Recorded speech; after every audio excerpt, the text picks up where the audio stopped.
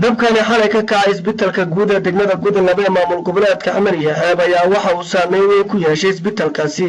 waxaana uu dabku ka kacay sida la sheegay koronto dabka ayaa waxa uu gabi ahaanba baabi'iyay qaar ka mid ah qolalka isbitaalka sida bukaan jiifka qaybaha lagu qaabilo bukaanada iyo sidoo kale agab fara badan oo isbitaalka ku shaqeynayay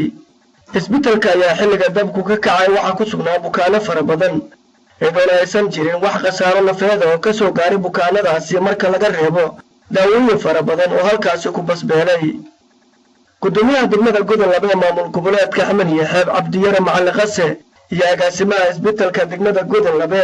Asmaan Deeriye Faarax ayaa ka warbixiyay khasaaraha ka dhashay halkaasi walaalow isbitaalka waxa soo gaaray dhibaato aad iyo aad u ballaaran oo ka soo gaartay dab xalay qabsaday bacad al-maghrib ilaa iyo 4 saac iyo bar waxa gubatay saddex qaybood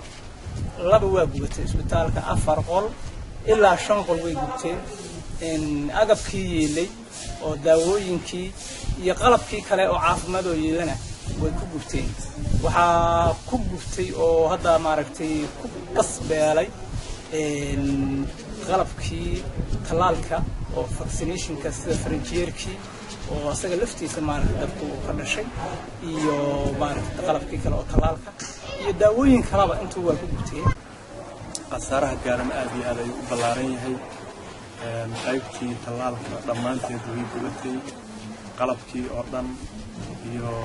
dawadii loogu talagalay talaalka faranjeeradii iyo dhammaan agabkii loo adeegsanayay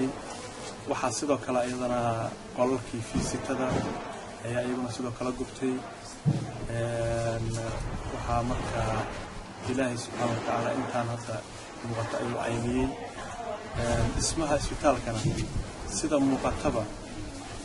aad ay u baaba'ay hadda saqafka kore inta xataa la dareemi karo inay fayowdaha loo maleeyo ma fayowdo dhammaan alwaax hoos ay ku guban yahay qaar ka mid ah bulshada ku dhaqan degmada Gudin Labe maamul goboleedka Xamar iyo Xeeb oo la hadlay warbaahinta ayaa waxay hay'adaha samafalka iyo dadka waxaysta ka codsadeen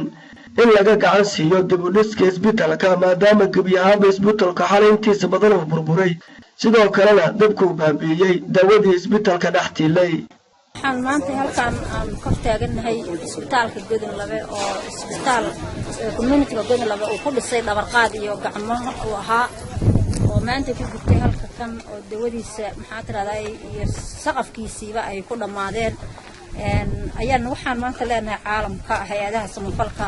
iyo dawladda inta ka dhaxlayda iyo qof kasta oo ganacsi qof muslim ah inay gargaar degdeg ah la soo gaaraan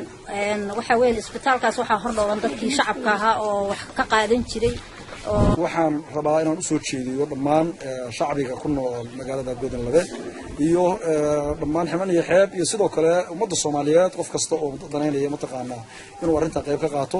in sida uu wanaagsan ugu dhaqsaha badan la isku dayo oo mataqaan loo istaago sidii isbitaalka dib loogu kicin lahaa waa wax la kicin karo waliba waxaan si qaas ah u soo jeedinayaa dadka deegaanka ka soo jeeda oo u dhashay oo magaalada degan